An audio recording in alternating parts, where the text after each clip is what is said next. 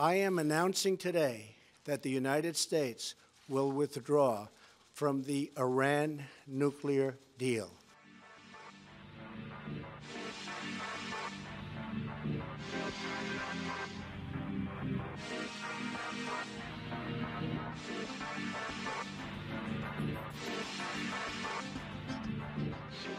Ce qui vient de se produire est d'une gravité extrême. Je trouve dangereux la position de la France, qui est très atlantiste et qui privilégie un partenaire et qui est en l'occurrence un partenaire dangereux pour la paix dans le monde. Et je crois que la France doit en effet taper du poing sur la table plutôt qu'aller en courtisant d'une certaine manière, faire des voyages auprès de Donald Trump comme si c'était un partenaire évident. Or, on voit bien que pour la stabilité dans le monde, Donald Trump est un homme qui est un homme inquiétant, dangereux et qui fait reculer les processus de négociation qui peuvent permettre tout simplement de stabiliser dans la région.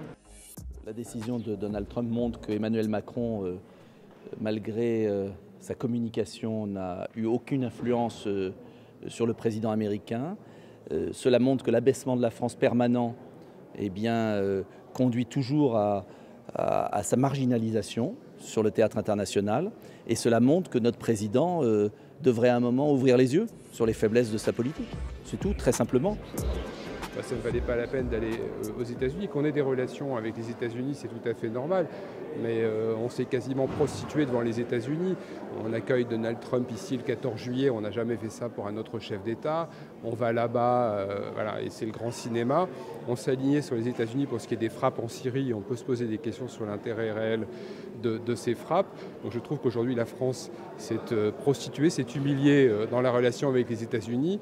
Et tout ça pour rien, puisque en fait M. Macron a été absolument incapable d'infléchir en quoi que ce soit la position des États-Unis sur les dossiers internationaux. Il faut impérativement tenir tête à Donald Trump. Il faut sortir de l'OTAN. Nous, on cesse de le dire, on cesse d'expliquer que la politique aujourd'hui de la France à l'échelle internationale, elle marche dans les pas guerriers de Trump et elle ne se donne pas les moyens justement du multilatéralisme sur des positions qui soient des positions qui garantissent davantage la stabilité, notamment au Proche et Moyen-Orient. La France est prostituée, oui. Je suis certain que les gaullistes auraient fait mieux, et François Fillon est un gaulliste. Je me souviens de l'attitude très digne de Jacques Chirac au moment de la guerre du Golfe, les propos de Dominique de Villepin devant le Conseil de sécurité. La France a gardé sa fierté, sa dignité. Or là, elle a perdu toute fierté, toute dignité. Et il y a une première mesure qui serait symbolique que je demande, c'est que la France se retire du commandement militaire intégré de l'OTAN. Aujourd'hui, nous voyons bien la folie de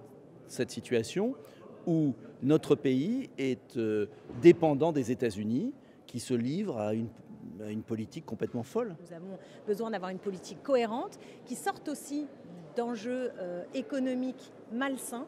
Il faut quand même dire les choses, parce que le président de la République est enfermé aussi dans une sorte de stratégie du Rafale. Et il y a deux poids deux mesures entre parfois un petit parfum de discours humaniste et la réalité de sa politique. Il serait temps que le président Macron arrête sa politique de communication et représente dignement une France indépendante. Il faut que M. Macron revienne à une politique qui soit plus efficace, plus réaliste et plus en phase avec ce qu'a été traditionnellement, historiquement, la politique française, qui joue la solidarité européenne et qu'on sache tenir tête aux États-Unis plutôt que d'aller s'abaisser devant Trump, tout ça absolument pour rien.